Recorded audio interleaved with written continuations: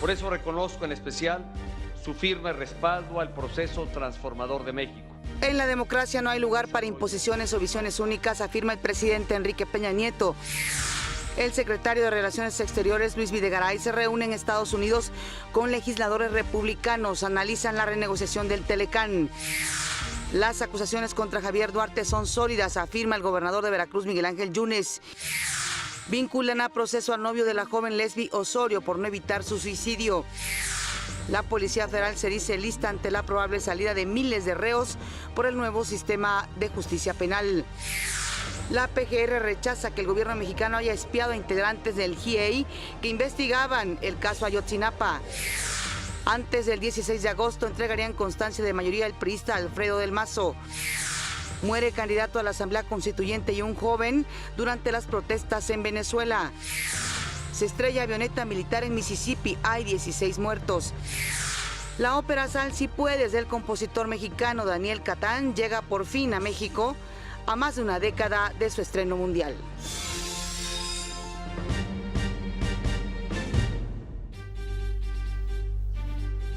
Hola, ¿qué tal? Muy buenos días. Qué gusto que nos acompañen en una edición más de México al Día. Saludo con gusto, como cada mañana, a Omar Cepeda. Omar. ¿Qué tal, Pati? Es un placer saludarte. Martes 11 de julio del 2017. Son las 6:31. Estamos listos para informarles. También saludo con mucho gusto a Miguel González, quien se encuentra en la lengua de señas mexicana y nos permite comunicarnos con ustedes. Acompáñenos durante la próxima hora y media. Este es su informativo. Le tenemos la noticia al día. Así es, en este momento la temperatura 14 grados centígrados en la capital del país. Desde aquí, como siempre, también un saludo muy afectuoso a quienes nos están sintonizando en el interior de la República Mexicana. La Conferencia Nacional de Gobernadores, la CONAGO, se vistió, como decimos, de manteles largos. Celebró 15 años de creación. Al encabezar la ceremonia del 15º aniversario de la Conferencia Nacional de Gobernadores, el presidente Enrique Peña Nieto afirmó que son muchos los retos que enfrenta el país y es desde la corresponsabilidad que se debe actuar. En un país tan vasto y plural como el nuestro, los esfuerzos aislados resultan insuficientes. Tenemos que jalar todos parejo. Por eso reconozco en especial su firme respaldo al proceso transformador de México. Valoro su voluntad y compromiso para poner bases nuevas y duraderas al desarrollo del país. En la Plaza de la República, frente al Monumento a la Revolución, el presidente Peña Nieto reconoció a la CONAGO que más allá de colores partidistas y coyunturas electorales, ha aportado soluciones a los grandes desafíos del país. En una sociedad democrática como la nuestra, caracterizada por la pluralidad y diversidad, no hay lugar para imposiciones ni visiones únicas.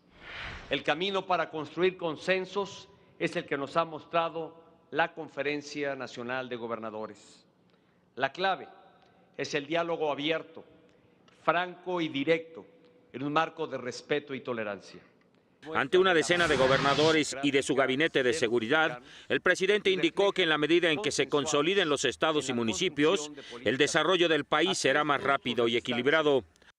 En particular, hoy es fundamental que todas y cada una de las entidades federativas se fijen y cumplan una ruta crítica para consolidar instituciones de seguridad y procuración de justicia a la altura de la exigencia ciudadana y de los retos que estamos enfrentando en esta materia. Por su parte, el jefe de gobierno de la Ciudad de México y presidente en turno de la CONAGO, Miguel Ángel Mancera, aseveró que hoy los retos que tiene el país convocan a trabajar unidos. Somos muchos más los que queremos un país unido, fuerte, seguro, sostenible. No somos ingenuos. Siempre van a existir quienes traten de demeritar las acciones, los que buscan la confrontación, a los que, por cierto, los hechos dan cuenta que resultan ser quienes frenan el desarrollo y ahondan la desigualdad. Al término de los discursos se realizó el izamiento de 2 banderas nacionales y 32 de las entidades federativas. Para México al Día, Gustavo Castillo. Mientras tanto, el secretario de Relaciones Exteriores, Luis Videgaray, inició su gira de trabajo en Washington, donde sobre el proceso de renegociación del Tratado de Libre Comercio de América del Norte. El canciller se reunió con el senador republicano John Cornyn, el segundo legislador de mayor rango de su partido en la Cámara Alta. Con él habló sobre el proceso de renegociación del Tratado de Libre Comercio con América del Norte, que comenzará ya próximamente el 16 de agosto. En esta reunión coincidieron que en la modernización del tratado se aumente el comercio entre México y Texas. El secretario tiene previsto también reunirse este día con el republicano Ted Cruz y con dos congresistas más que representan a Texas. El gobernador de Veracruz, Miguel Ángel Yunes, dijo que las acusaciones que tiene la PGR y el gobierno de Veracruz contra el exgobernador Javier Duarte son sólidas. Entrevistado al término del aniversario de la CONAGO, Yunes dijo que los delitos por los que es acusado Duarte son graves, entre ellos el de delincuencia organizada y el de desvío de recursos federales por 40,000 millones de pesos. Relevante es que está en prisión, que ha sido sometido a un proceso de extradición, que el gobierno de Veracruz a través de la Fiscalía General logró 2 órdenes de aprehensión, el gobierno federal también logró órdenes de aprehensión y que pronto será en México sometido a la acción de los jueces. Y se ríe, seguramente se recordará la vieja en el mismo momento. Por su parte, el gobierno de la República rechazó haber espiado a integrantes del grupo interdisciplinario de expertos independientes que investigan la desaparición de los 43 normalistas de Ayotzinapa. Durante su participación en 3 audiencias de la Comisión Interamericana de Derechos Humanos, la delegación que representa al gobierno mexicano compartió información de las pesquisas e invitó a los probables afectados a presentar las denuncias correspondientes. También reiteró su rechazo a cualquier acto que atente en contra de la libertad de expresión y a la privacidad de las personas. El comisionado de la Policía Federal, Manelich Castilla, se dijo preparado para afrontar la posible liberación de miles de reos por la reclasificación de delitos que antes eran considerados graves y ahora ya no lo son. Además, aseguró que no está en contra del nuevo sistema de justicia, solo pide que se revise esta reclasificación para evitar que se libere a personas que hayan ingresado a prisión por portación de armas, ya que dijo, las armas también generan violencia. Dijo que la Policía Federal va a ser respetuosa y seguirá de cerca el pronunciamiento que emita la Corte. El jefe de gobierno de la Ciudad de México, Miguel Ángel Mancera, dijo que sí se puede hacer algo para mejorar el nuevo sistema de justicia penal y con ello evitar que el daño por la probable salida de reos sea mayor. Señaló que para ello se requerirá de un trabajo técnico para conocer los criterios que adopte el Poder Judicial local, dada la interpretación que harán del Código Nacional de Procedimientos. Dijo que uno de los ejemplos de las promesas en el sistema acusatorio es que en cerca de 350 delitos cometidos en el metro, 330 probables responsables lograron la conciliación, es decir, que ninguno llegó a proceso, lo que propicia que vuelvan a delinquir. La Oficina de Naciones Unidas contra la Droga y el Delito en México y también la Oficina en México del Alto Comisionado de la ONU para los Derechos Humanos exigieron una investigación exhaustiva sobre la matanza en el Cerezo de Acapulco. En un comunicado, condenaron esta riña del jueves pasado que dejó como saldo 28 muertos, ante lo cual llamaron a las autoridades correspondientes para conducir una investigación que esclarezca la tragedia sucedida, otorgue justicia a las víctimas y a sus familiares y se sancione a quienes resulten responsables. Pidieron a las autoridades tener presente lo dispuesto en las reglas mínimas de la ONU para el tratamiento de los reclusos. Autoridades capitalinas informaron que las lluvias registradas la tarde del lunes en la Ciudad de México provocaron nuevamente encharcamientos en varias delegaciones, entre ellas Benito Juárez, Cuauhtémoc y Gustavo Amadero. De nueva cuenta, también se vio afectado el Hospital de la Villa, que no hace mucho sufrió graves inundaciones, tuvieron que desalojar a varios pacientes. Esta vez los encharcamientos en sus inmediaciones provocaron la suspensión de servicios en el área de urgencias.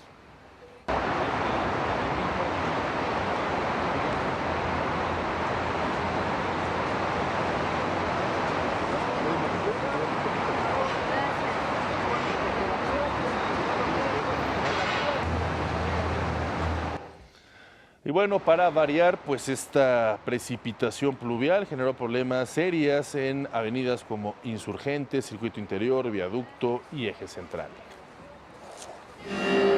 Un juez de control del Tribunal Superior de Justicia de la Ciudad de México vinculó a proceso a Jorge González, el novio de Lesbi Osorio, la joven que fue hallada muerta en Ciudad Universitaria el 3 de mayo. González Hernández está acusado de homicidio simple doloso tras no impedir el suicidio de la joven. El detenido se va a mantener en el reclusorio Oriente como medida cautelar mientras continúan las investigaciones, las cuales tienen un plazo de 4 meses para llegar a una conclusión. Por otra parte, los familiares de Lesbi Osorio anunciaron que van a apelar la decisión del juez, alegando que la muerte de la joven fue un feminicidio perpetuado por Jorge González y no un suicidio como se ha manejado hasta el momento. El Instituto Electoral del Estado de México informó que antes del 16 de agosto será entregada la constancia de mayoría del nuevo gobernador de la entidad, es decir, el priista Alfredo del Mazo.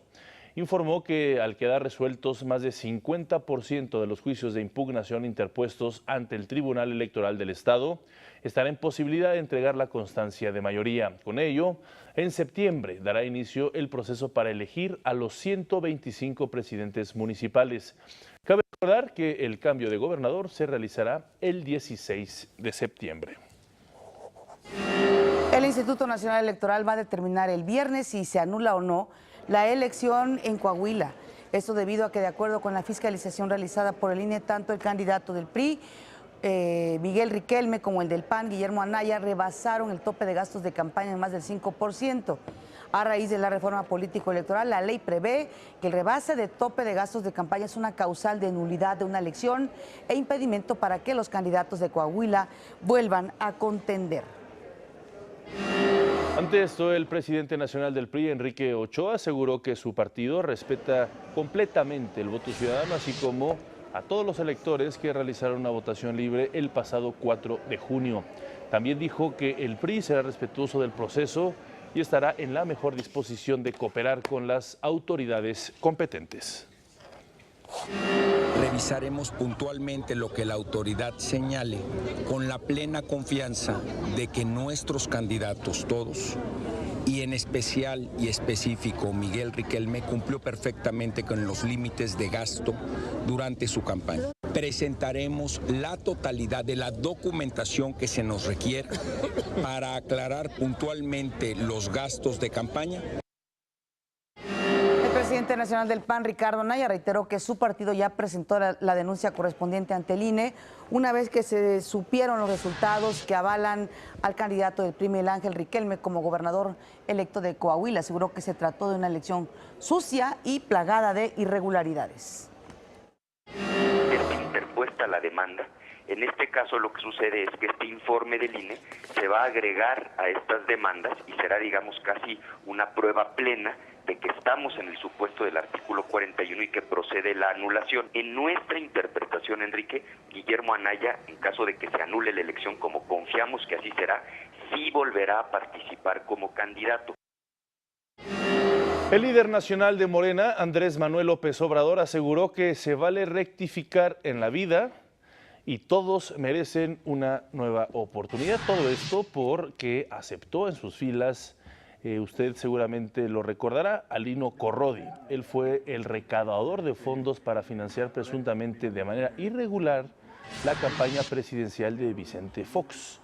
Luego de este espaldarazo por parte de Andrés Manuel López Obrador a Lino Corrodi, el expresidente Vicente Fox, como es su costumbre, respondió ante este tipo de hechos y dijo: Dios los hace y ellos se juntan.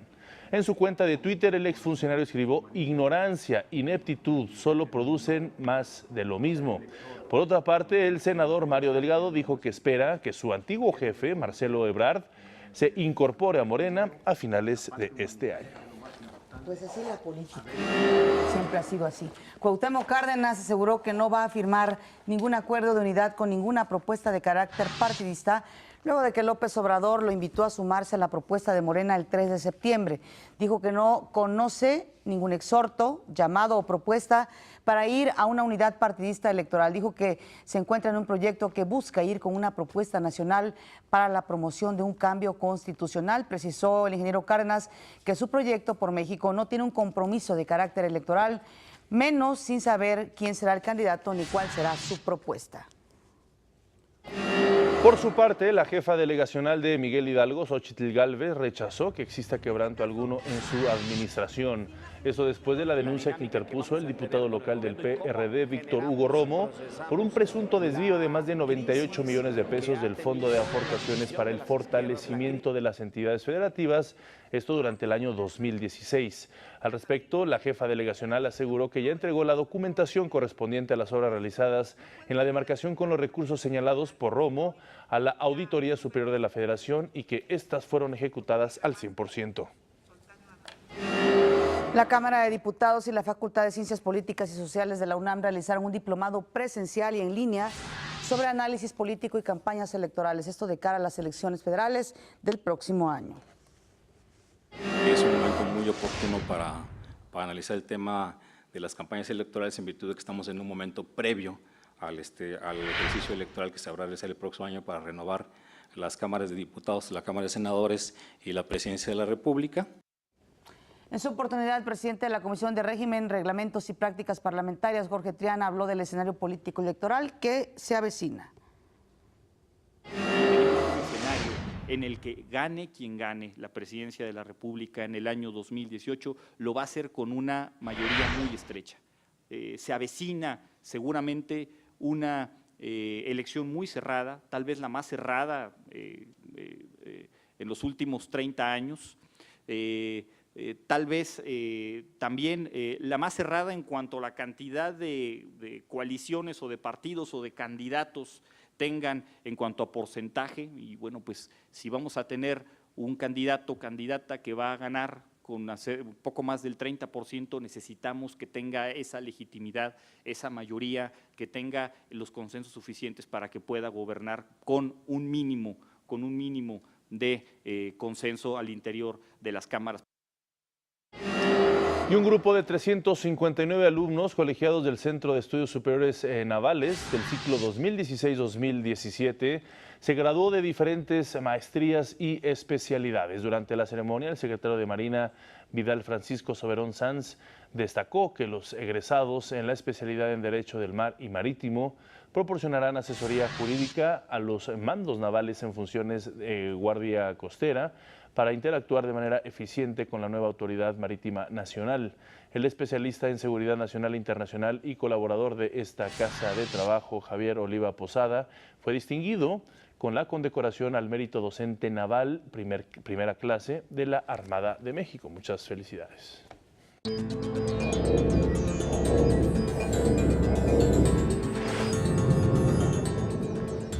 Al menos 16 personas murieron por el desplome de un avión en Mississippi, en los Estados Unidos. De acuerdo con Fred Randall, director del Servicio de Emergencias del condado de Leflore, el accidente ocurrió cerca de las 4 de la tarde, hora local. Radley afirmó que las 16 víctimas estaban en la aeronave. Además dijo, no hubo sobrevivientes. Por ahora se desconocen las causas que provocaron este accidente. Sin embargo, testigos afirman que el avión se estaba prácticamente desintegrando según se aproximaba al suelo. También en Estados Unidos, el presidente Donald Trump aseguró que los días del grupo yihadista Estado Islámico en Irak y Siria están contados. La declaración de Trump llega después del anuncio de la liberación de la ciudad iraquí de Mosul. Mediante un comunicado, Trump felicitó al primer ministro iraquí, Haidar al-Abadi, a las fuerzas de seguridad y al pueblo de Irak por su victoria sobre los terroristas, que son enemigos de todos los pueblos civilizados. El mandatario destacó el enorme progreso logrado en la lucha contra el Estado Islámico y dijo que se ha avanzado más en los últimos 6 meses que en los años anteriores. Bueno, el presidente Donald Trump defendió que su hija Ivanka haya ocupado por un breve lapso su silla durante una reunión privada en la cumbre del G20. La inusual decisión generó críticas debido a que si bien Ivanka ocupa el puesto de asesora de su padre, el reemplazo debió ser de un funcionario, por supuesto, de más alto nivel. Trump argumentó en su cuenta de Twitter que la canciller alemana Angela Merkel estuvo de acuerdo. A Ivanka Trump se le pudo ver sentada junto a los presidentes de China, Turquía y la primera ministra Theresa May de la Gran Bretaña.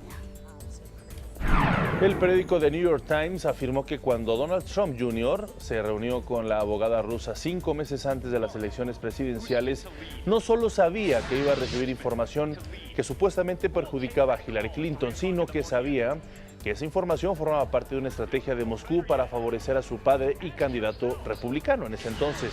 De acuerdo con la investigación del diario Trump Jr., se enteró de la reunión por un mail en el que no se especifica qué pasos pretendía dar Rusia para ayudar al magnate a conseguir la presidencia.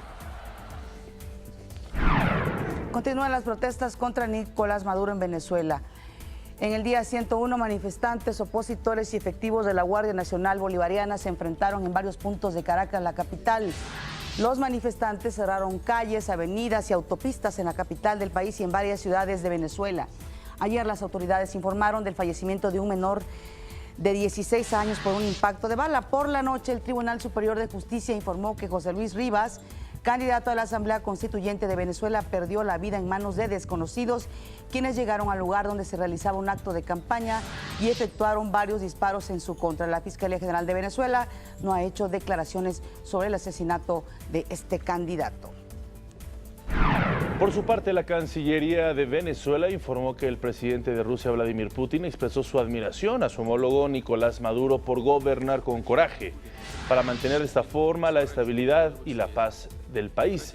El Ministerio de Exteriores agregó que los mandatarios sostuvieron una conversación telefónica en la que se tocaron temas de seguridad y defensa, energía, agricultura, ciencia y tecnología. También informó que el líder ruso mostró su rechazo a las manifestaciones en contra del régimen de Nicolás Maduro.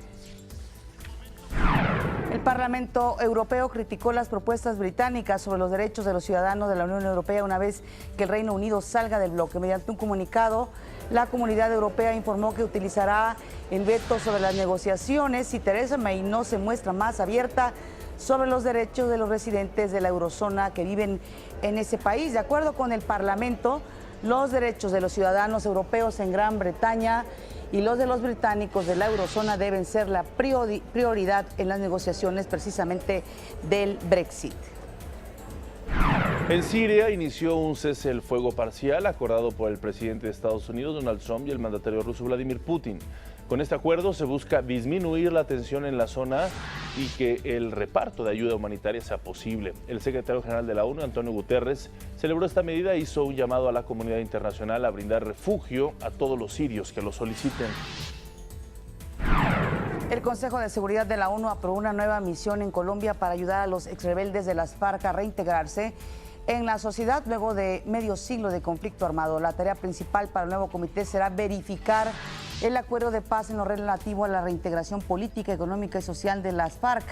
Los miembros del Consejo de Seguridad de la ONU destacaron su satisfacción por el acuerdo alcanzado entre el gobierno que encabeza Juan Manuel Santos y el líder de las Fuerzas Armadas Revolucionarias, Rodrigo Londoño.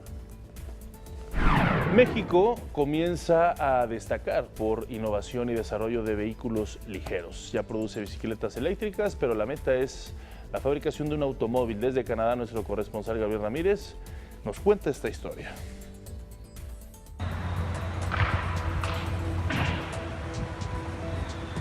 Para este joven empresario mexicano no importa que llueva, truene o nieve.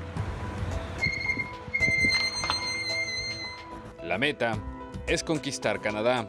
Sé que siempre emprender una empresa es muy retador y hemos tenido retos de todos aspectos, hemos tenido altas y bajas, pero hemos disfrutado mucho lo que hacemos.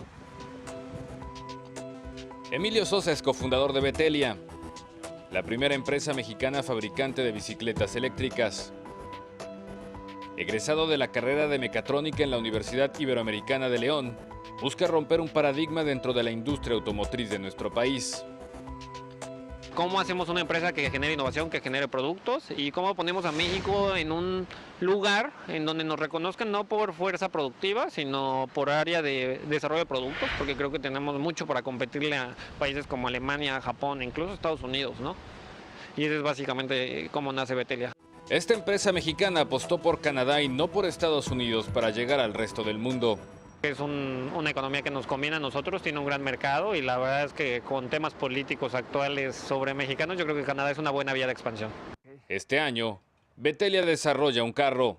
El sueño, ser la primera automotriz eléctrica mexicana. Yo soy una persona que le tiene miedo a las alturas, entonces siempre mantengo los pies mucho sobre la tierra. Entonces sí da miedo a las alturas, pero tengo una frase que mi papá siempre me dice: Emilio, tú piensa en el espacio, lo peor que te puede pasar es que solo alcances el cielo, y cuando lo alcances ya la hiciste. Para México al Día, desde Toronto, Canadá, Gabriel Ramírez Pérez. El secretario de Educación Pública, Aurelio Nuño, felicitó a los profesores que terminaron con las evaluaciones en Chiapas, Michoacán y Oaxaca. Esto, en primer lugar, es un reconocimiento a la responsabilidad, reitero, de las maestras y de los maestros, a su compromiso con las niñas y con los niños de México y con el futuro del país y de la República. Es un avance muy importante en estos estados que había habido resistencia, particularmente de algunos liderazgos de la coordinadora, que pues lo que no querían era perder el control sobre la vida del país.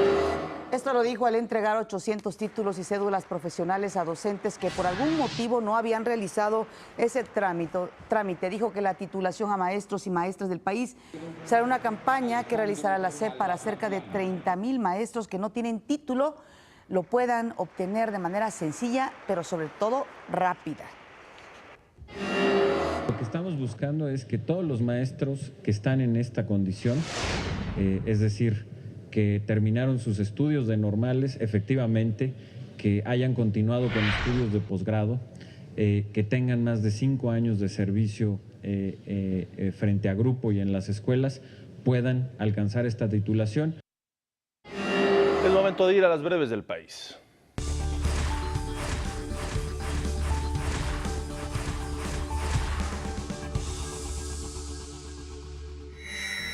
A través de redes sociales circulan imágenes que muestran a los presuntos asesinos de Pedro Reyes, el policía de la Secretaría de Seguridad Pública que perdió la vida al intentar frustrar un asalto dentro de una de las oficinas de la Comisión Federal de Electricidad en Coyoacán. Habitantes del municipio de Salina Cruz, en Oaxaca, se manifestaron en la refinería Antonio Dovalí Jaime para exigir la cobertura de gastos médicos por enfermedades provocadas después del incendio de un tanque de almacenamiento de crudo reportado hace unas semanas.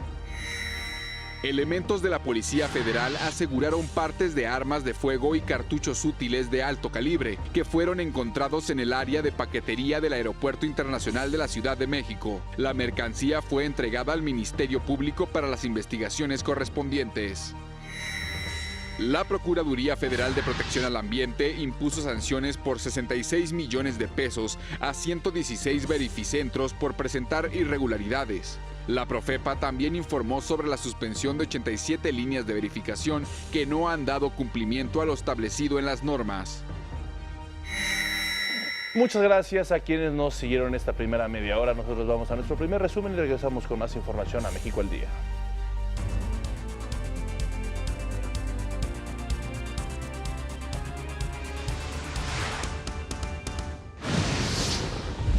Por eso reconozco en especial su firme respaldo al proceso transformador de México.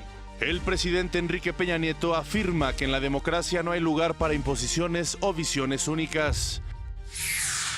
El canciller Luis Videgaray inicia su gira de trabajo en los Estados Unidos, donde analizará el proceso de renegociación del Tratado de Libre Comercio. Asegura el gobernador de Veracruz, Miguel Ángel Yunes, que las acusaciones contra Javier Duarte son sólidas. Rechaza la PGR que el gobierno mexicano haya espiado a integrantes del grupo interdisciplinario de expertos independientes que investigaban la desaparición de los normalistas de Ayotzinapa. Vinculan a proceso al novio de la joven Lesbi Osorio por no evitar su suicidio. Antes del 16 de agosto entregarían constancia de mayoría al priista Alfredo del Mazo. El presidente de Rusia, Vladimir Putin, apoya a Nicolás Maduro por gobernar con coraje. Más adelante, el Museo Nacional de Culturas Populares presenta la exposición Magia Artesanal de Puebla. That's over the Marlins. Aaron Judge gana el derby de los home runs y se convierte en la nueva estrella de las grandes ligas. Actualmente el número de personas que vivimos en México es de 123.5 millones. Más de la mitad, es decir, 65.2 millones, tienen menos de 29 años. Esto lo dio a conocer el INEGI a propósito del Día Mundial de la Población que se va a realizar este 11 de julio. El porcentaje de mujeres es 51.2%, ligeramente mayor al de los hombres, que es de 48.8%. Por edad se observa que hay una gran cantidad de menores de 15 años, 33.3 millones, mientras que jóvenes de 15 a 29 años hay 31.9 millones. Y durante el primer semestre de este año, la venta de vehículos ligeros en todo el país registró un incremento de 2.9% respecto al mismo periodo del año anterior. La Asociación Mexicana de la Industria Automotriz informó que aumentó la producción, la exportación y la venta de autos mexicanos en los Estados Unidos. Nadie podíamos haber anticipado que México se iba a posicionar en este mercado ganando participación de una manera importantísima, con cifras entre 13.5 y 14%, de hecho 14.7% en el mes de junio, de participación en las ventas de autos en Estados Unidos. Nunca habíamos tenido una participación tan alta como la que estamos observando en este momento. Alfonso Navarrete Prida, secretario del Trabajo, obtuvo calificación sobresaliente cum laude en su examen de tesis doctoral que realizó en la Facultad de Derecho de la Universidad de Sevilla, en España. Su tesis abordó el tema de la trata de personas y como parte de su investigación analizó la legislación mexicana en la materia, realizó un análisis comparativo con las leyes españolas y estudió a las víctimas desde el punto de vista del derecho penal. Y luego de encabezar un evento para promover el turismo en el estado de Querétaro, el gobernador Francisco Domínguez aseguró que a pesar de los temores que existen en torno a la renegociación del Tratado de Libre Comercio con América del Norte, las autoridades mexicanas deben sentirse seguras, ya que gran parte del mercado de Estados Unidos depende de nosotros. Además, habló sobre una reunión que tendrán este viernes gobernadores de México y los Estados Unidos. Estar ahí precisamente con el jefe de gobierno Miguel Mancera el viernes con 28 gobernadores americanos, igual con el presidente de una similar CONAGO americana, presidiendo a estos 28 gobernadores americanos y otros gobernadores de la Unión Americana, y su servidor, esperando que se agregue la gobernadora del estado de Sonora, Claudia Pavlovich, y poder ir a exponer el ganar-ganar de tres países que del 94 al día de hoy han generado economía, han generado empleos, han generado bienestar para las tres naciones. La Comisión Nacional de Áreas Naturales Protegidas lanzó la convocatoria para el Premio Turismo Sustentable Montañas y Ciudades. El objetivo es reconocer las buenas prácticas de protección al ambiente y ecoturismo y va dirigido a prestadores de servicios turísticos que operan en áreas protegidas en el Estado de México, Puebla, Morelos, Hidalgo, Tlaxcala y Ciudad de México.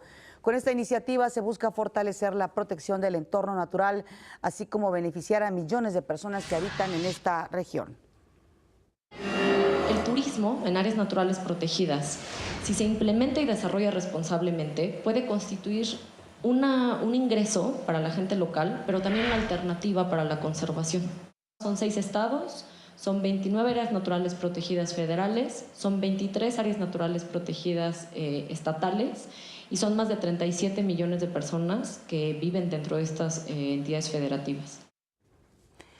La convocatoria estará abierta a partir del 21 de julio y cierra el 8 de septiembre. Los detalles los puede usted encontrar en la página que está viendo precisamente en su pantalla, www.montanasciudades.mx. Y por primera vez en la historia, el Instituto Mexicano del Seguro Social llevó a cabo una donación multiorgánica de un menor de edad en el estado de Guerrero. Los órganos hígado, los riñones y las córneas fueron trasladados vía aérea a hospitales del IMSS y el ISSSTE en Puebla y también en la Ciudad de México, donde fueron trasplantados a 5 niñas y niños. Y ahora le presento la segunda parte del reportaje especial sobre la depresión, el suicidio que realizó mi compañera Rosalba Aguirre. En esta ocasión vamos a conocer cómo las redes sociales también, escuche usted esto es importante, las redes sociales pueden provocar depresión.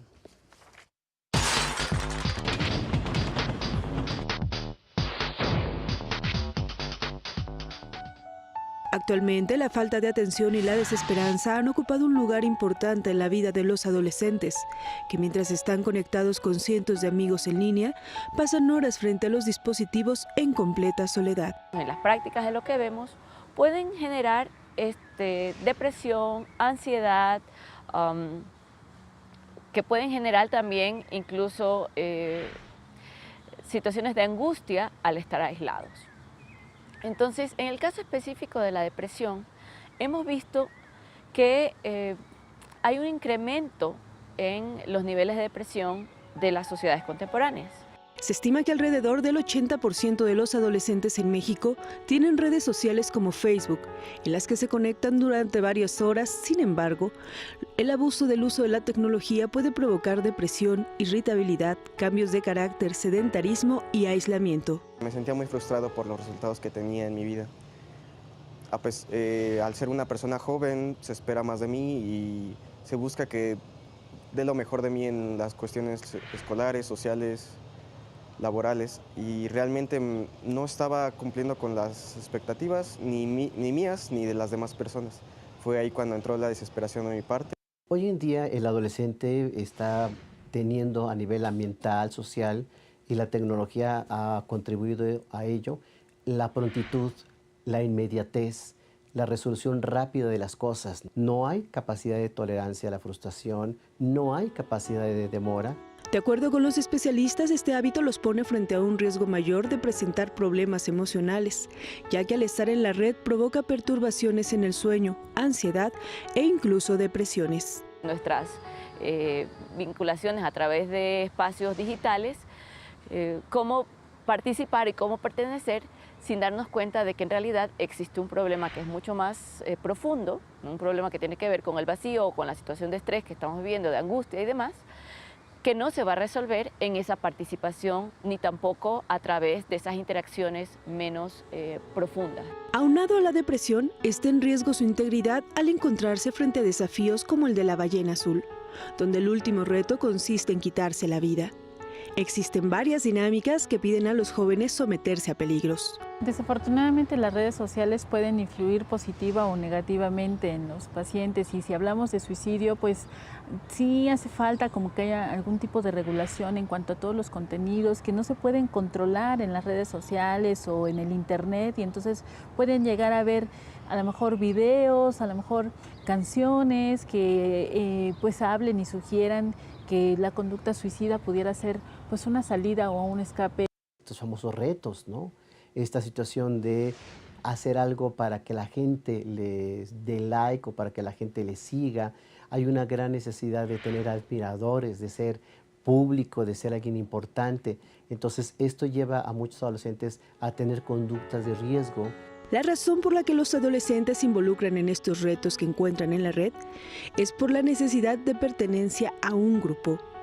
Es importante monitorear los contenidos que ven y suben y, de ser necesario, buscar ayuda profesional, ya que el uso inadecuado de la tecnología puede provocar alteraciones tanto físicas como psicológicas. Para México al Día, Rosalba Aguirre.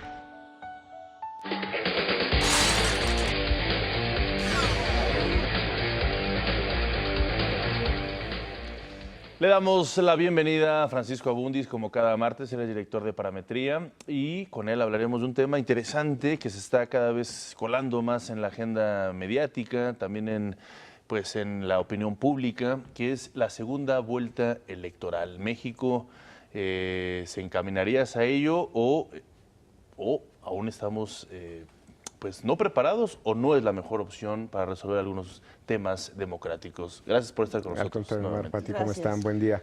Pues es un tema que yo creo, como bien señalas, ya está en la agenda pública. Creo que importa mucho definir los términos de qué es esta segunda vuelta, dónde existe ya, en qué tipo de mecanismos tiene, no solamente digamos, como esta institución, sino de qué más va acompañada para que funcione. Primero, una segunda vuelta es, vamos a ir a votar 2 veces. Votamos una primera vez y de esa primera ronda salen 2 posibles ganadores y hay una segunda elección en una distancia muy breve de tiempo. Esto permitiría primero que nuestros ganadores de ejecutivos, gobernadores, presidentes, que es donde se aplica regularmente, podrían dejar de ganar con 30 o como pasó en jefaturas delegacionales en el DF 25%, y al tener una segunda vuelta tienes casi en automático mayoría absoluta. Ya cuando estás votando por 2, pues 50 más 1. Claro. Entonces eso te da primero otras capacidades de gobierno. Eso es en lo que se refiere a los ejecutivos. Esto viene acompañado de una segunda vuelta también para Congreso. Y eso es lo que te permite, no solamente gobernar como ejecutivo con mayoría absoluta, sino además tener un Congreso con el que puedas trabajar, ¿no? Para pasar iniciativas, para que no te rechacen todas que es otro de los problemas que estamos teniendo. Lograr esos consensos. Lo más parecido que hemos visto recientemente es la elección francesa, donde Macron, ¿no? Su actual líder, gana primero por un margen de menos de 2 puntos a Le Pen, a la extrema derecha, y en una segunda vuelta quedan 65-35. ¿no? Entonces tienes ya un liderazgo muy fuerte, viene la elección de Congreso y su partido en la marcha, En Marche, ¿no? Que en francés, se lleva también un porcentaje donde acaba siendo mayoría en el Congreso. Y eso independiente del gran abstencionismo que hubo, ¿no? O sea, es muy fuerte su respaldo ciudadano. ¿Quién votó? Independientemente de que fue histórico también el abstencionismo, ¿no? Pero abstención para niveles franceses.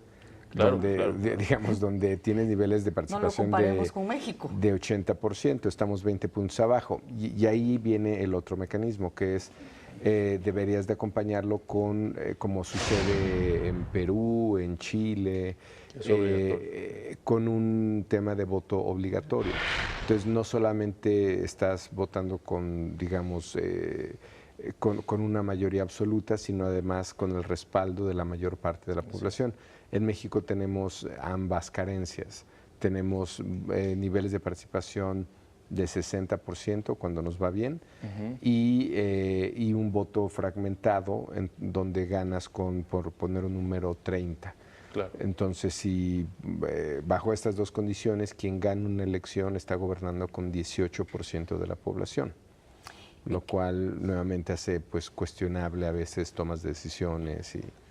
Hasta ahora la segunda vuelta, como decía Omar, ha permeado en lo que es la parte mediática, ¿no? Pero ¿qué dice la gente? ¿Los ciudadanos están informados, saben, tienen alguna idea hacia dónde podría conducir una segunda vuelta electoral? Yo creo que no con claridad, pero sí hay una intuición de que es algo que te permite nuevamente mejor gobierno. Les leo los 5 reactivos que tenemos para este tema en nuestra última medición, que es del 24 al 30 de junio, ¿no? Cuando, de hecho, fue en los días en que este tema creo que se estuvo discutiendo de manera frecuente. La primera pregunta fue, si en la próxima elección presidencial el partido candidato que llegara a ganar no obtiene más del 50% de la votación, ¿usted estaría de acuerdo o en desacuerdo en que hubiera una segunda elección en donde solo participaran los 2 partidos o candidatos que hayan obtenido más votos en la primera elección? Si ven, ese 77% es más de 3 de cada 4 mexicanos. Nuevamente, esta es una medición cara a cara en vivienda, digamos, comparado con encuestas de internet o telefónicas. Esto es lo más representativo que puede haber en opinión pública. Ese 77% parece bastante contundente. Me parece más interesante el siguiente gráfico, que es lo que sucede cuando la comparamos en el tiempo, y vamos a ver ahí cómo hay una diferencia sustancial. Si bien ya en diciembre de 2009, hace 8 años, ya había un nivel de apoyo del 63%, junio del 12 del 55%, agosto del 13 de 50%, siempre ha sido la posición mayoritaria ganadora, pero nunca habíamos tenido este nivel de consenso, 77%, contra 19% que estén en desacuerdo. Digamos, esto yo creo que habla de cuánto ha impactado la discusión pública, cuánto ha impactado, independientemente, digamos, de las posibilidades de que se llegue a esto o no, que por lo pronto sabemos que en esta legislatura ya no pasará, pero yo creo que con estos niveles de consenso, eventualmente cualquier legislador, cualquier congreso en los siguientes años se va a ver obligado a revisar este tema. Nunca habíamos tenido este nivel de consenso. No sabemos qué está entendiendo la gente exactamente, digamos, es un mecanismo complejo, pero digo, por lo menos la idea de que haya un finalista o que haya dos finalistas que finalmente se vayan a otra elección parece que goza de la simpatía de la ciudadanía. Y si lo vemos en la siguiente pregunta, también coinciden estos niveles de consenso. Si en la próxima elección presidencial el partido candidato por el cual usted llegara a votar en una primera elección no estuviera dentro de los dos partidos o candidatos finalistas que irían a una segunda vuelta, usted acudiría a votar en una segunda elección, sí iría 70%, parece alto, contra 29% que no. Revisemos el histórico, que tiene las mismas fechas que el gráfico anterior, diciembre del 2009, junio del 12, agosto del 13 y junio del 17. Veremos que nuevamente esta línea azul que vamos a ver en el siguiente gráfico habla de cómo ha ido aumentando este consenso. Venimos de 63%, 58%, 50% y estamos en 69%. Nunca habíamos tenido este nivel de consenso. Eso es interesante porque pues, definitivamente hablamos de que personas que votaron por un partido determinado en la primera vuelta estarían dispuestas a votar por otro partido determinado. Exactamente. Ya es hora de levantarnos. dice Mickey Mouse. 7:17. Está bien tu reloj, Paco. Eso quiere decir que estarían dispuestos a votar por otro partido y, por supuesto, cambiar de manera sustancial el candidato. Digamos, siempre la participación es muy difícil de medir con propósitos, voluntades, o quien te dice, sí, yo seguro voy a votar el domingo, ¿no? Y tenemos niveles de participación como el Estado de México de 52%, o si no, este deseo o esta además que es una pregunta que se llama de deseo social, de usted vota, claro, en todas, ¿no? Muy participativos todos. Hasta salgo, hasta para el líder de la manzana, ¿no? Pero la verdad es que ya cuando revisamos las tasas de participación son mucho más bajas, pero por lo menos te habla de una voluntad que se va acentuando independientemente de cuál sea el comportamiento, ¿no?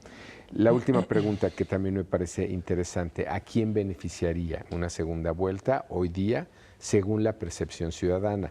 Esto no es necesariamente, nuevamente datos donde estemos analizando alianzas o quiénes serían los finalistas, pero me parece interesante la percepción de ganador porque finalmente corresponde con las preferencias electorales que tenemos hoy día en el país, como lo veremos en el gráfico.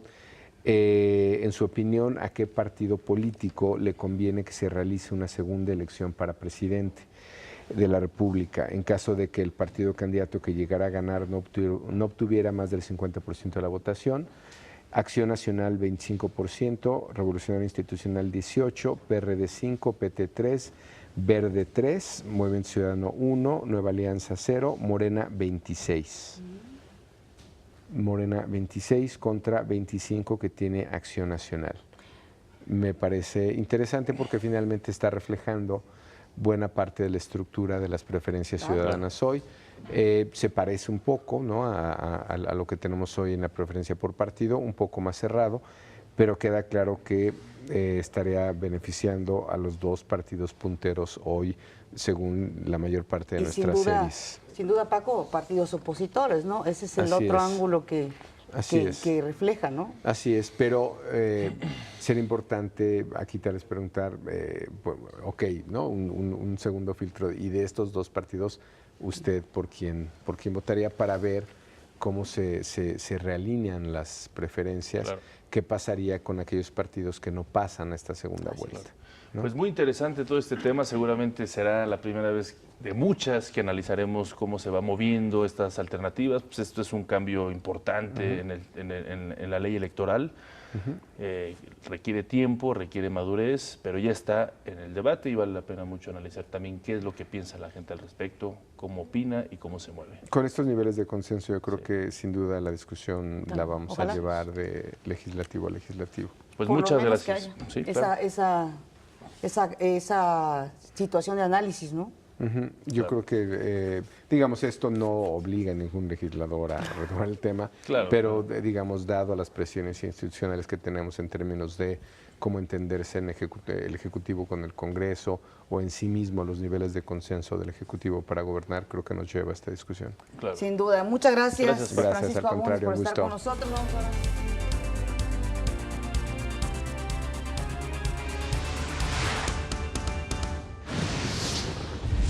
Esto, en primer lugar, es un reconocimiento a la responsabilidad, reitero, de las maestras y de los maestros, a su compromiso con las niñas y con los niños de México y con el futuro del país y de la República. El secretario de Educación Pública, Aurelio Nuño, felicitó a los profesores que concluyeron con las evaluaciones en los estados de Chiapas, Michoacán y Oaxaca. Informa el INEGI que el número de habitantes en México es de 123.5 millones, de los cuales más de la mitad tienen menos de 29 años. La Asociación Mexicana de la Industria Automotriz informó que la venta de vehículos ligeros registró un incremento de 2.9% durante el primer semestre del año. En el mundo asesinan a candidato a la Asamblea Constituyente en Venezuela. Más adelante comienzan a aparecer en YouTube los videos oficiales de Prince a un año de su muerte. Y en los deportes eligen el gol de Marco Fabián como el mejor de la Copa Confederaciones.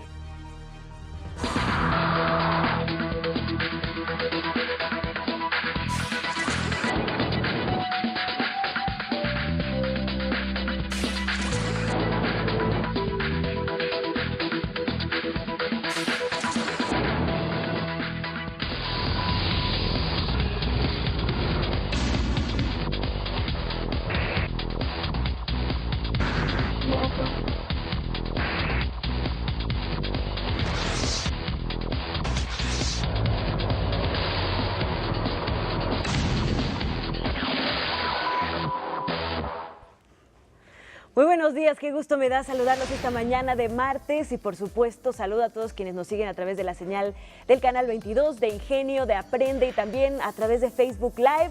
Y bueno, vámonos precisamente a las redes sociales porque una vez más la familia Trump provoca gran polémica. El hijo del presidente de los Estados Unidos, Donald Jr., compartió en su cuenta de Twitter un video en donde un avión con el logo sobrepuesto de CNN es destruido por un avión tripulado, nada más y nada menos que por el presidente Donald Trump. Vamos a ver. Yeah.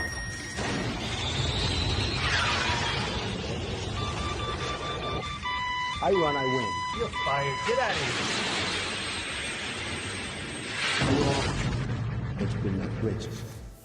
Esta escena originalmente es de la película Top Gun y bueno, pues recordemos que las cuentas de Twitter que utilizan tanto Donald Trump como el resto de su gabinete y su familia pues son cuentas oficiales y pues estas se toman como comunicaciones oficiales. Mientras tanto, el presidente se hizo de palabras una vez más con los Clinton a través de la red social. Chelsea Clinton le respondió a Trump luego de que la mencionara para atacar a los medios que criticaron que su hija Ivanka ocupara su asiento durante las reuniones del G20 cuando él estaba ocupado.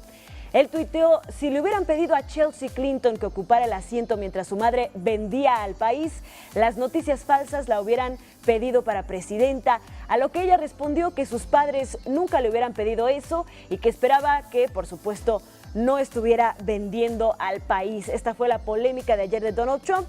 Cabe mencionar que esta mañana, pues Donald Trump ha tenido una actividad bastante constante en las redes sociales. Él tuiteó entre sus mensajes más destacados sobre las Olimpiadas. Dijo que está trabajando duro para hacer que las Olimpiadas sean en los Estados Unidos, específicamente en Los Ángeles. También dijo que sobre el avión sobre el avión de la Marina que se estrelló en Mississippi. Dijo que pues le rompía el corazón y que Melania y él mandaban sus condolencias a todos. Y vámonos ahora hasta el espacio, porque la nave espacial Juno sobrevoló esta noche, bueno, la noche de ayer, la gran mancha roja de Júpiter. Se trata de la primera vez en la historia que una sonda explora esta tormenta gigantesca, similar a un huracán en nuestro planeta, que azota al gigante gaseoso desde hace al menos 350 años.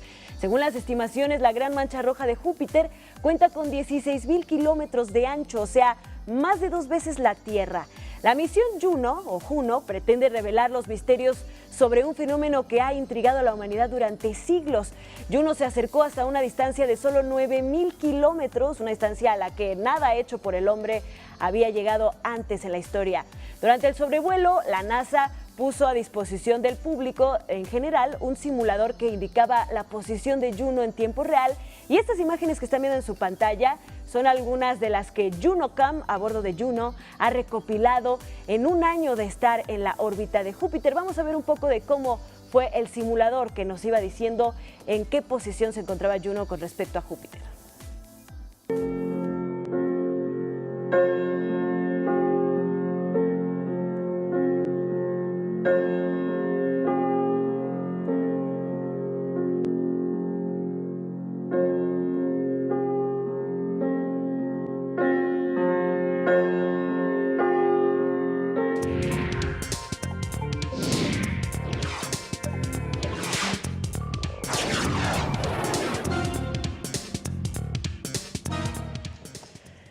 Y hoy en nuestra sección México X, esta maravillosa plataforma de cursos en línea completamente gratuitos y abiertos para cualquier persona que desee tomarlos, nos acompaña en el estudio, y le agradezco mucho que esté aquí, la maestra en pedagogía Brenda Peña Barragán. Ella es jefa de desarrollo y contenidos del Instituto Nacional para la Evaluación de la Educación y nos va a platicar sobre el curso de evaluación de condiciones básicas para la enseñanza y el aprendizaje. Brenda, muchísimas gracias por estar con nosotros en México al Día. No, muchas gracias a ustedes por la invitación. Bueno, pues te platico un poco acerca de este curso que se llama ¿Cómo son nuestras escuelas? Es uno de los 4 cursos que el Instituto ya ha implementado en la plataforma México X con el propósito de brindar informaciones a diversos actores educativos y sociales respecto a las evaluaciones que el Instituto diseña o coordina en el marco del Sistema Educativo Nacional. Particularmente este curso nace de la inquietud de poder generar reflexiones en torno a la importancia de que todas las escuelas de la educación obligatoria en el país cuenten con un conjunto de condiciones básicas que les permitan favorecer sus procesos de enseñanza y de aprendizaje desde un marco de derechos. Claro. Condiciones que tienen que ver, por un lado, con sus recursos como mobiliario, materiales, infraestructura, el personal, pero también con sus procesos, es decir, con su organización o su convivencia escolar. Esto en tanto, bueno, en que sabemos que para que se garantice el derecho a la educación, entendido como el derecho a aprender, no basta con que niñas, niños y jóvenes asistan a la escuela, sino que es importante que ésta le brinde una educación de calidad. De ahí que, bueno, este curso está pensado para que las comunidades escolares, las autoridades, las familias, los docentes conozcan desde un entorno cercano a ellos cómo es que se cumplen estas condiciones básicas, conozcan la manera en que el instituto las evalúa y se informen sobre los últimos resultados que ha arrojado esta evaluación de condiciones básicas para la enseñanza y el aprendizaje. El curso tiene una duración estimada de 24 horas y se imparte en una modalidad autodirigida, es decir, en el cada participante tiene la posibilidad de desarrollar a su propio ritmo pues diversas actividades individuales y colaborativas a lo largo de 4 semanas de trabajo, ¿no?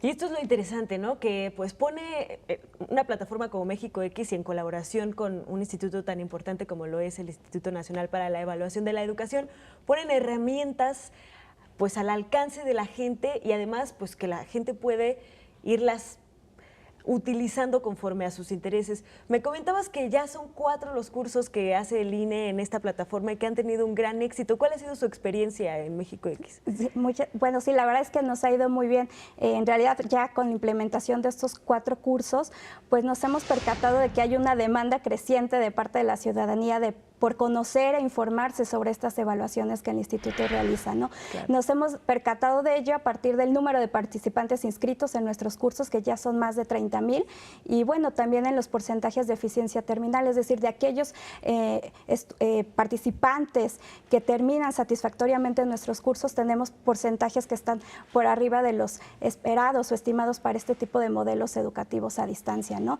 Pero bueno, más allá del número, en realidad la apuesta del instituto está en que a través de estas informaciones que se colocan en el curso o en los cursos, puedan los diferentes actores del sistema educativo nacional pues tener insumos útiles que pueden aprovechar a favor de la mejora educativa.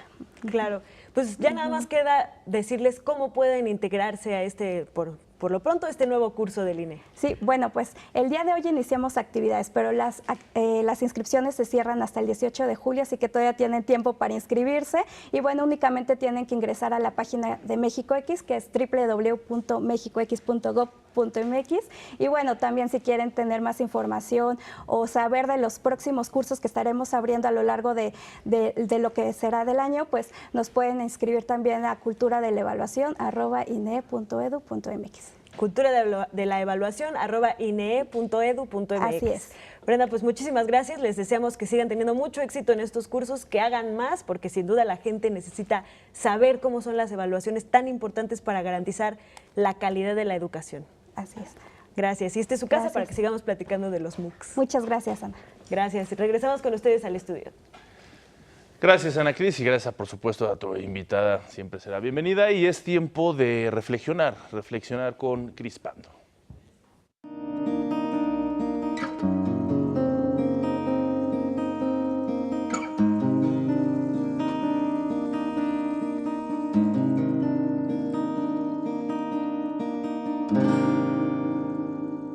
Bienvenidos a Sembrarte. Soy Cris. El compromiso es algo más que una actitud. Es una forma de entender la vida y vivirla. Es una forma de disfrutar de los demás al mismo tiempo que disfrutan de tu presencia. Es mucho más que una palabra porque marca una diferencia abismal entre los que cumplen y los que no. El compromiso es algo que todos debemos de asumir en muchos momentos de nuestra vida personal y laboral y que nos puede abrir muchas puertas que parecían ser cerradas. Tomar la responsabilidad es adquirir conciencia de la grandeza que somos, del lugar en donde estamos y la necesidad de tomar el control de nuestros propios actos, prestigiándolos lo más posible. El verdadero compromiso comienza siempre por nosotros. Por lo tanto, para poder recibir más y mejores cosas, debemos de partir por casa, esforzándonos un poco más en ir más allá de lo que habitualmente tenemos planificado. Fortalece nuestra energía interna y nos brinda una gran sensación de plenitud y satisfacción. Nos damos cuenta de que tenemos una capacidad de dar mucho más de lo que imaginamos. La dedicación, la preocupación por los detalles y dar lo mejor de nosotros. ¿Cuántas veces nos quejamos que no tenemos tiempo y no podemos dedicar horas a las actividades más importantes? Aquí se hace presente un ejercicio de conciencia a realizar que tiene que ver con nuestra tendencia de querer abarcar demasiadas cosas sin comprometernos demasiado a ninguna y con nuestra verdadera noción de distribuir el tiempo.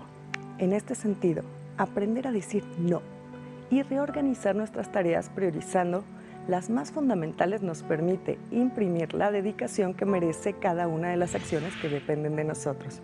La importancia del compromiso y la dedicación es un aspecto esencial de nuestra vida.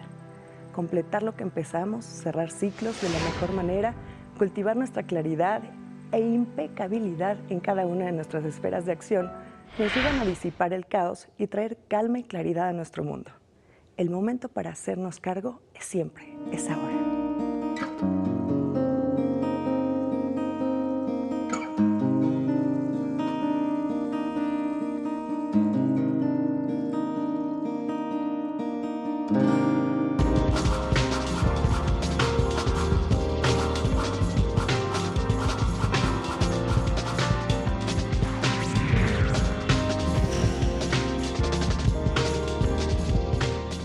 La ópera Sal si puedes del compositor mexicano Daniel Catán llega por fin a México a más de una década de su estreno mundial. Con libreto de Eliseo Alberto y Francisco Hinojosa, Sal si puedes es una pieza contemporánea del reconocido compositor mexicano Daniel Catán, fallecido en 2011. Traer a discusión la obra de un compositor de la importancia de Daniel Catán, me parece muy importante revisar su obra y traerla al público para el que originalmente fue diseñada. Nosotros creemos que los mexicanos tienen que escuchar la ópera mexicana, los cantantes mexicanos tienen que cantar en español. A Daniel Catán le llevó 4 años desarrollar su obra. Comenzó a trabajarla en 1998, en colaboración con el escritor cubano Eliseo Alberto. Al trabajo creativo se sumó Francisco Hinojosa, quien nunca había escrito libretos para ópera. Había conversaciones muy largas acerca de cada escena, de un verso, de una sílaba que sobraba o que faltaba. Y fue un proceso de aprendizaje para mí delicioso, y el resultado, ya después de verlo montado, me hizo decir, cualquier esfuerzo fue más que suficiente. Y realmente es una historia de cómo nos puede afectar las decisiones de una persona como un dictador, cómo un gobernante puede afectar la vida de los más sencillos. Interpretada en español, la ópera narra la historia de 2 jóvenes recién casados que son separados de sus esposas en medio de un conflicto bélico. Se trata de una comedia de enredos de amor, guerra y traición, situada en la pequeña e imaginaria isla caribeña de Salsipuedes. Hay salsa en la ópera, entonces hay percusionistas en escena, es una comedia, la gente se va a reír, va a bailar. Si bien habla de una hipotética isla en el Caribe, en realidad está hablando muchas cosas que nos atañen a los mexicanos de manera directa. Bien podría esta obra ubicarse en Veracruz o en Campeche. La Orquesta Sinfónica Mexiquense y el Coro de la Orquesta Sinfónica del Estado de México presentarán 2 funciones gratuitas de Salsipuedes los días 15 y 16 de julio a las 18 horas en el Centro Cultural Mexiquense Bicentenario. Para México al Día, Rufino Enríquez González. Y la conmemoración por el centenario del natalicio de Leonora Carrington cerrará con una magna exposición en el Museo de Arte Moderno el próximo año. Gabriel Weiss, hijo de la artista y presidente de la Fundación Leonora Carrington, anunció que la muestra a presentarse en el MAM reunirá más de 150 obras de la pintora surrealista. Piezas nunca vistas en México, como el autorretrato del artista que se encuentra en el Museo Metropolitano de Arte de Nueva York, también formarán parte de esta magna exposición. El Museo Nacional de Culturas Populares presenta la exposición Magia Artesanal de Puebla, integrada por más de 200 piezas de talavera, barro, fibras vegetales y papel amate. Realizada en colaboración con la Secretaría de Cultura y Turismo de Puebla, la muestra va acompañada de una feria artesanal en la que los asistentes pueden adquirir una gran variedad de piezas de arte popular. Esta exhibición estará abierta hasta el 3 de agosto en el recinto ubicado precisamente en Coyoacán. Carla Centíes nos presenta lo mejor de nuestra cocina con sabor de México.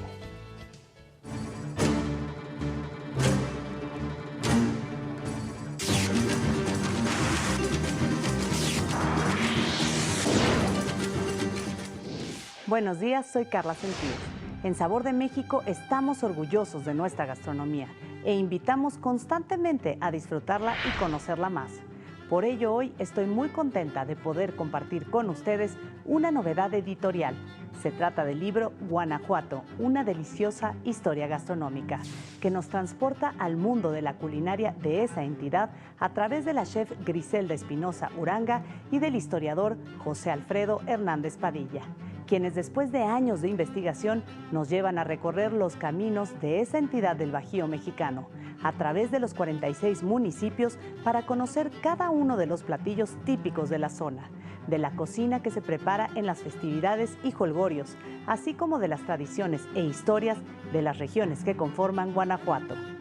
El libro comienza con el norte de la entidad, tan enigmático, tan desconocido y tan lleno de pasajes históricos, que provienen desde los ancestros que habitaban en cuevas, los nómadas que vagaban por esos solares, los primeros pobladores peninsulares y sus aliados que fueron habitando la zona, así como sueños de libertad germinados en la mente de Ignacio Allende, que hacía sus reuniones secretas entre los insurgentes para conspirar en contra del gobierno virreinal y que enmascaraban de tertulias en la parte baja de la casona de su hermano Don Domingo, y donde con sabrosa merienda que incluía gorditas de cuajada, chiles militares, turcos de manzana y perón, frijoles con corteza de mezquite, empanadas ante de leche, conserva de naranja y un buen vino de la región, brindaban y planeaban el levantamiento contra Carlos IV y su hijo Fernando VII. Los autores presentan también las características del centro, donde sus pueblos crecieron al fragor del trabajo, en las tierras de cultivo, convirtiéndose en villas y después en ciudades. Asimismo, describen la región sur y las particularidades de la identidad gastronómica que dan cuenta de las maneras de preparar los alimentos, de consumirlos y saborearlos, de sus cocineras tradicionales que comparten recetas, algunas de origen prehispánico, pues su cocina incluye platillos con pescado, pato y algunos anfibios de la región. Se trata sin duda de una interesante obra que narra el desempeño culinario de Guanajuato, de una cocina atractiva en colorido, de una gastronomía seductora. Como siempre, los invito a conocer más en mi página web, saborearte.com.mx, y a seguirme como Saborearte en redes sociales. Nos vemos la próxima semana aquí en Sabor de México. Vamos ahora al resumen.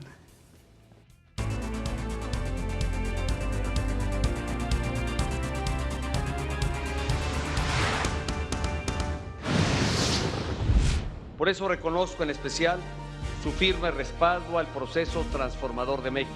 Ante la CONAGO, el presidente Enrique Peña Nieto afirmó que en la democracia no hay lugar para imposiciones o visiones únicas. El canciller Luis Videgaray inició su gira de trabajo en Estados Unidos, donde analizó el proceso de renegociación del Tratado de Libre Comercio de América del Norte con legisladores republicanos. La Policía Federal se dice lista ante la probable salida de miles de reos por el nuevo sistema de justicia penal. Vinculan a proceso al novio de la joven Lesbi Osorio por no evitar su suicidio. Antes del 16 de agosto entregarían constancia de mayoría al priista Alfredo del Mazo. Al menos 16 personas murieron por el desplome de un avión en Mississippi, Estados Unidos. La ópera Sal si puedes, del compositor mexicano Daniel Catán, llega por fin a nuestro país a más de una década de su estreno mundial. Y en los deportes, el delantero inglés Wayne Rooney fue presentado con el Everton, equipo con el que debutó en la Premier League. Gracias por acompañarnos, fue un placer estar con ustedes esta mañana de martes. Así es, mientras tanto, muchas gracias a todos ustedes que nos acompañaron. Este es un esfuerzo informativo de Televisión Educativa. Que tenga un excelente día. Hasta luego.